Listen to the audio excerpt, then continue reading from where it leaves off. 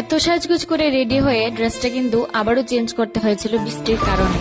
তো সেদিন ছিল একটা ইনভিটেশন, তো যেটার জন্য আমি শাড়িটা পরে নিয়েছিলাম। আর অতিরিক্ত কিন্তু গরম ছিল, কিন্তু গরমের মাঝেও যেহেতু শাড়িটা তো পরতে হবে, তো তার জন্য এই শাড়িটা বের করে আমি পরে নিয়েছিলাম। কিন্তু এটা তো জানতাম না যে হঠাৎ করে এরকম একটা বৃষ্টি পড়বে। তো তারপর শাড়িটা চেঞ্জ করে আমার কিন্তু আবার সেই চুড়িদারটাই পরে নিতে হয়েছিল। তো এই ভিডিওটা কিন্তু কিছুদিন আগের ছিল।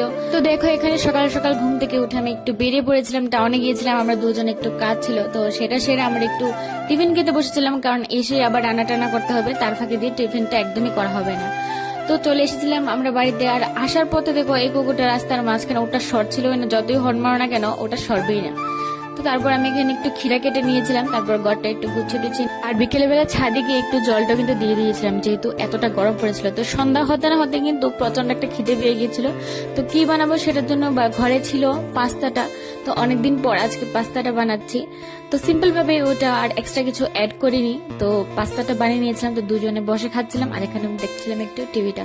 তো রাতেরও যেহেতু ডিনারের টাইমটা হয়েছিল, এখানে মাস্টার শেফ বানাচ্ছে ডিমের অমলেট, আর যা সব সামগ্রী আছে কাটাকুটি সবটা কিন্তু আমি করে দিয়েছিলাম।